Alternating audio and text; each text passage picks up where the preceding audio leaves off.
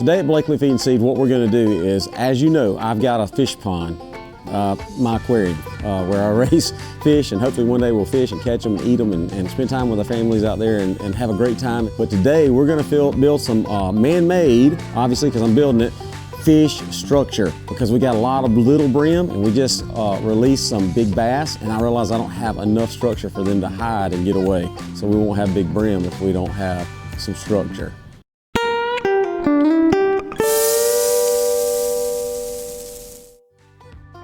I'm gonna grab the stuff, y'all bear with me. First thing we're gonna need, 5-gallon buckets. Next thing we're gonna need is some polybutylene type. This is kind of an irrigation type thing. Notice it's wrapped and curled. I don't know where this one came from, the plumbing aisle I think, but it's called PEX. And it's basically made out of a product like polybutylene or whatever, and it kind of holds that natural curve, and I'm looking for that for sure. As I do a lot, watch YouTube, I saw a guy and he made some straight up ones, so I bought some straight up pipe as well. And I got a couple more products. I'm not gonna bring every single thing out right now because one of those is a bag of cement, which I don't want to carry. I'm gonna grab one of my guys that are stronger than me. My structure is gonna have a lid.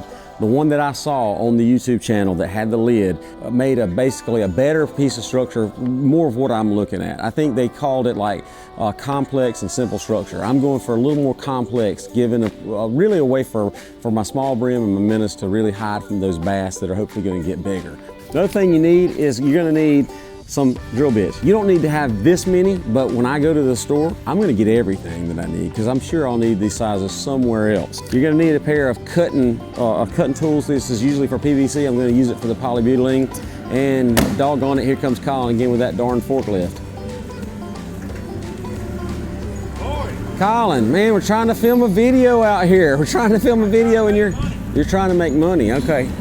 Keep going, Collin, keep going. Yeah, good job.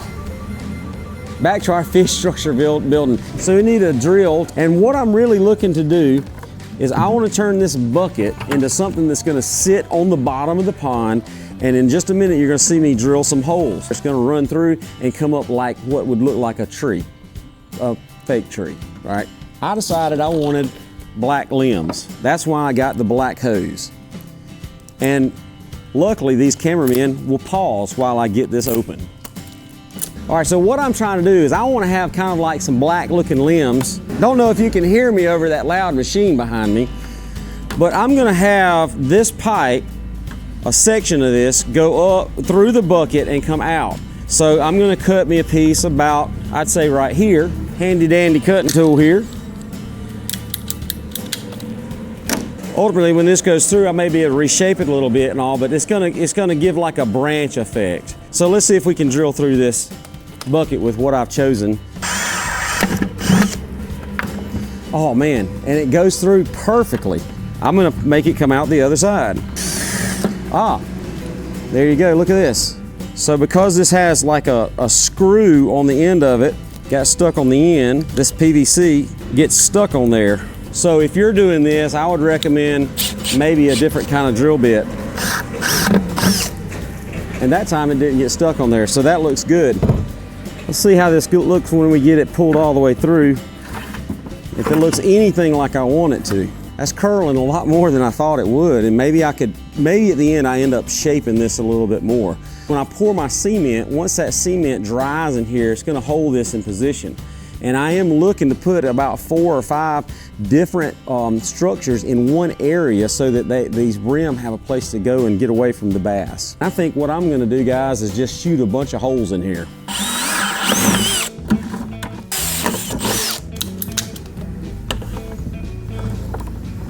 I do notice that if I cut it a little shorter, it stands up better. So I'm pretty sure I'm gonna end up wanting to cut these off. And because of the way it's looking right now, I'm gonna trim these just a little bit.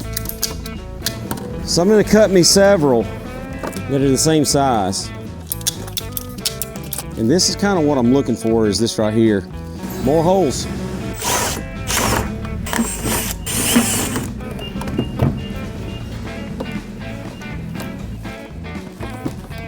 I think that one's done for black pipe right there. Next part here is going to be to add the lid. And for this, I chose kind of a straighter pipe, and I'm going to get kind of an idea of how tall I want it to be. I'm going to say roughly this measurement right here.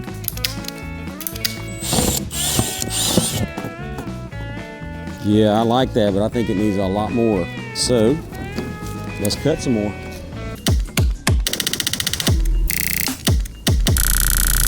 So I got 3 more right here.